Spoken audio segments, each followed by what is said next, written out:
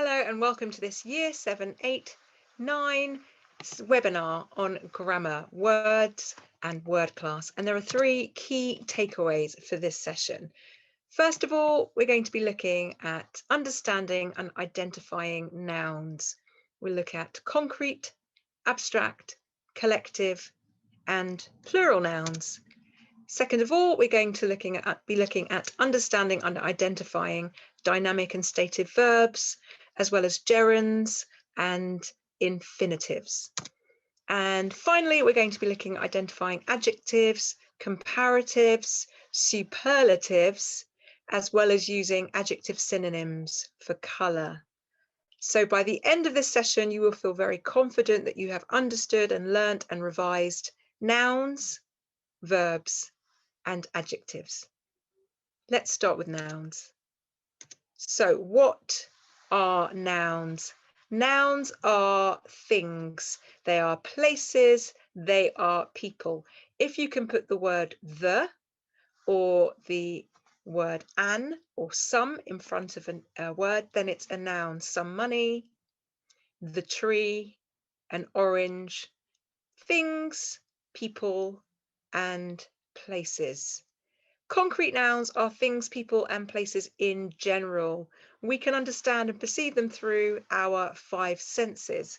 So we can smell a rose, we can touch some Play-Doh, we can eat an apple, and we can stroke a dog and hear the horn of a car. So concrete nouns are things we can understand through our five senses.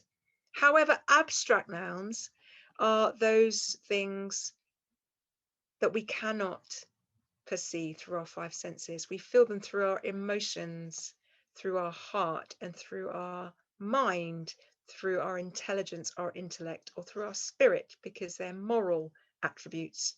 So things like freedom.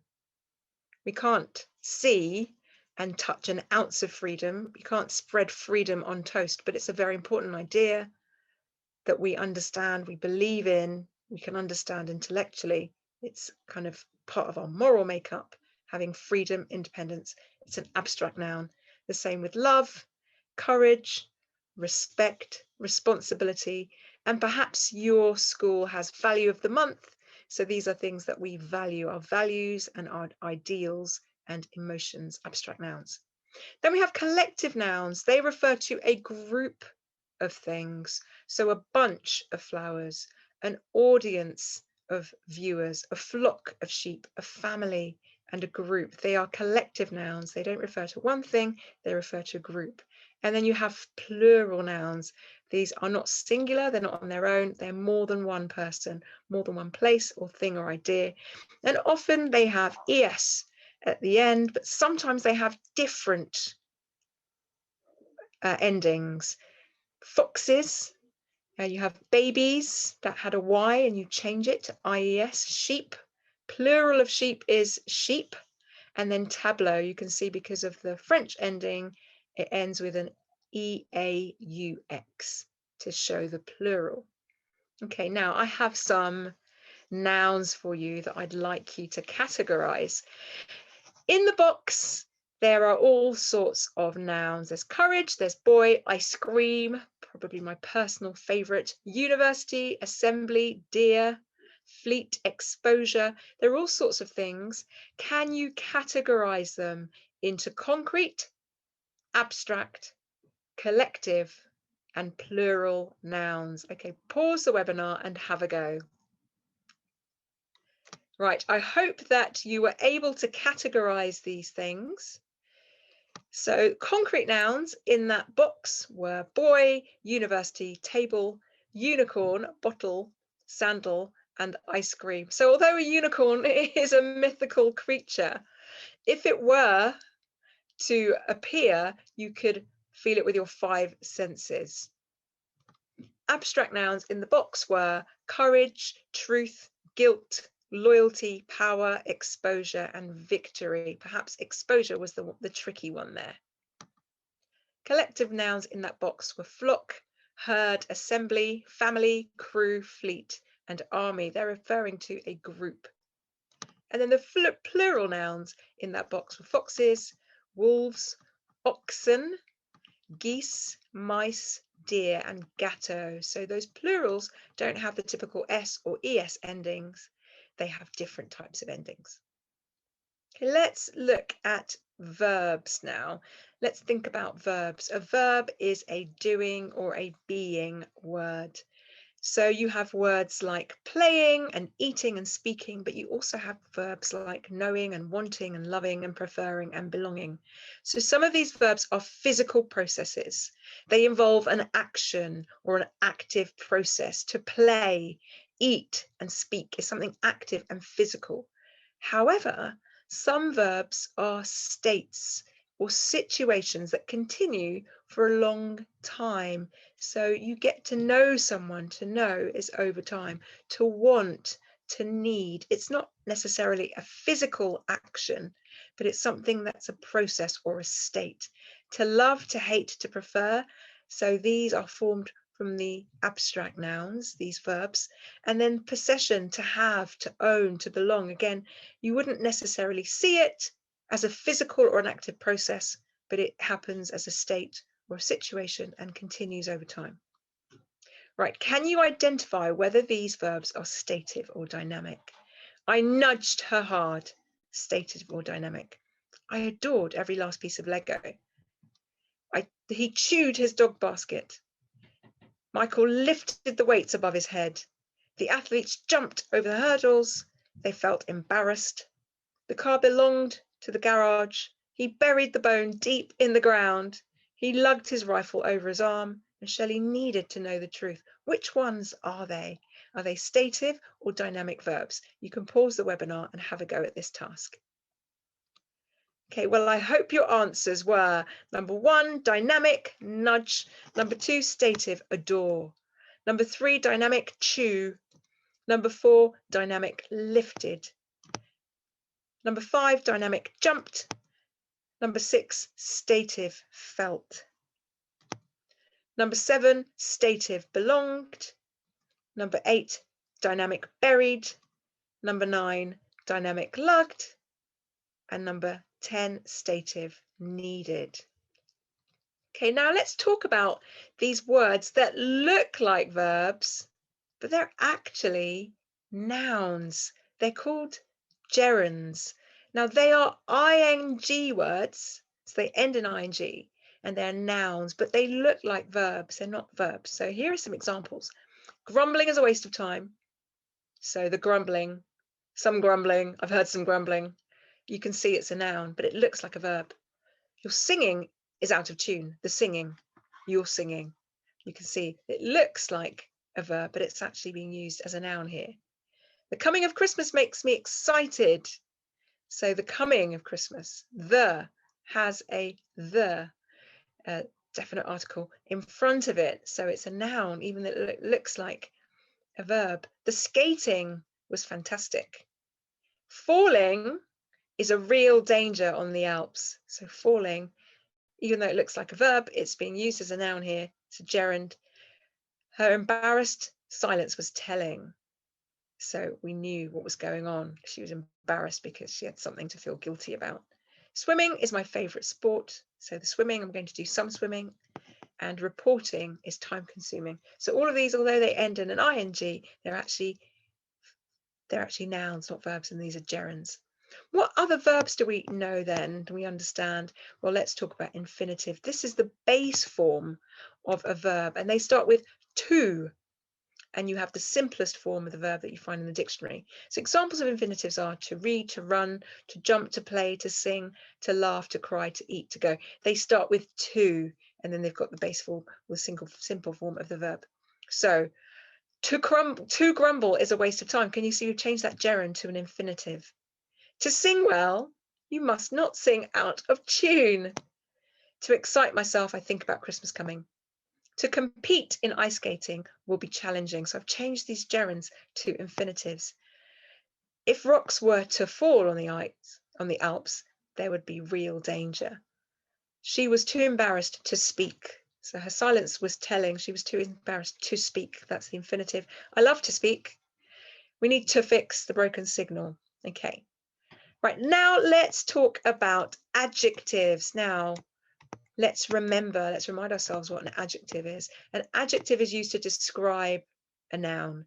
It describes, identifies, and quantifies individual people and things, unique things. Sometimes in sentences you have multiple adjectives. The old rickety rusty gate, so that has 3 adjectives pre-modifying, that means before the noun. So there are all sorts of adjectives there on the left-hand side. You can see close, huge, strange, wise, fat, dry, spry, quick, fickle, handsome, bumpy, icy, tiny. So we also have this kind of adjective, which is a comparative adjective. Comparative adjectives compare different things, so we know the differences. They modify them, they change it so we know the differences. You've got larger or smaller, faster or higher, and you can see in the middle, wiser, sadder, thinner, sprier, fickler, more fickle, handsomer, politer, bumpier, heavier. Okay, it sounds strange, doesn't it, when an adjective has 2 or 3 syllables. It sounds really strange and clumsy perhaps in your mouth when you're using a comparative, but that is accurate. If it has 3 syllables, you can't use you have to have more, but these are accurate. And then what about the superlative? They allow the comparison nouns to be at the highest or the lowest limit of quality, so the best or the worst. So you've got the strangest, the reddest, the thinnest, the quickest, the tallest, handsomest, heaviest, shiniest. So they are adjectives, comparatives or comparative adjectives, and then superlative adjectives. What about adjectives of colour? Well, we all know our colours: red and yellow and pink and green, purple and orange and blue. So we've all been singing rainbows for years, but let's think about alternatives for colours, because these are really interesting synonyms. You use colours every day to talk and describe and explain, and it's worth thinking about changing the adjectives we use for colour to really make it more expressive and interesting in our writing. So alternatives for yellow. So you could have primrose, which is that lovely bright yellow. You could have amber and caramel and saffron, which is a bit more of a browny yellow. You could have umber, which has got a red tint in the yellow, and then straw and sand, those natural yellows. What about instead of green? You could have the word avocado, which is that rich yellow. Lime, chartreuse, they're brighter. Emerald is kind of dark. Khaki, it's kind of closer to brown. And then teal is right in the middle between green and blue. What about alternative adjectives for orange? Well, you could have apricot, terracotta, and coral. So different shades of orange. What about for black? You could have ebony, ink, jet, and granite, which is kind of a very, very dark grey that almost is in black. And what about for red? Well, you could have a colour like puce, which is quite bright, almost pinky, russet and claret and magenta and ruby, which are more dark, like claret, and then plum, which is the purpley kind of red. And then what about for blue? Well, azure, I love that word. You reminds us of the sea when you go, when it's a hot day, perhaps you go abroad. Cobalt and turquoise have a kind of a green in it. Indigo is closer to purple, and then ultramarine is a really bright blue. So these are some alternative adjectives that you can use to extend your repertoire and to use synonyms for colour. Okay, so let's think about what we have been looking at today, and let's have a recap. What is the difference between a concrete noun and an abstract noun? You can pause the webinar and answer this question. What's the difference between a concrete noun and an abstract noun? What about this one? What is a gerund? What is a gerund? Do you remember? How about infinitives? What is an infinitive? Do you remember? What about the difference between stative and dynamic verbs? What's the difference? How about alternative adjectives for the colour adjective green? Right, did you get these all correct? Let's go through some of these answers. So number one, the difference between a concrete and an abstract noun is that the concrete noun is a place or an object or a person that you can perceive with your 5 senses. So you can touch, you can taste, you can smell, you can hear, you can feel these things like oranges, like flowers, like grass, like honey. All of these things are concrete nouns, whereas abstract nouns are ideas, beliefs, and values, and things that we cannot perceive with our 5 senses, like freedom, like love, like courage. We feel them in our heart, we feel them in our mind, we understand them, their moral values, their intellectual ideas. So did you get that right? The difference between a concrete and an abstract noun. Right, number 2, a gerund. Gerunds are ing words that function as nouns, not verbs.